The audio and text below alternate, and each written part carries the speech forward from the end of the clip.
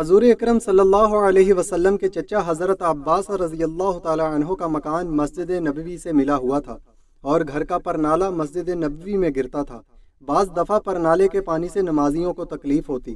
حضرت عمر رضی اللہ تعالی عنہ نے اپنے دور خلافت میں نمازیوں کی سہولت کے لیے پرنالہ اکھڑوا دیا۔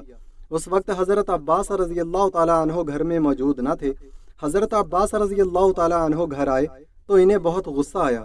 انہوں نے فوراً قاضی سیدنا ابی ابن کعب رضی اللہ تعالی عنہ سے حضرت عمر رضی اللہ تعالی عنہ کے نام فرمان جاری کر دیا کہ رسول اللہ صلی اللہ علیہ وسلم کے چچا نے آپ رضی اللہ تعالی عنہ کے خلاف مقدمہ دائر کیا ہے، اس لیے مقررہ تاریخ کو عدالت میں پیش ہوں اور مقدمے کی پیروی کریں۔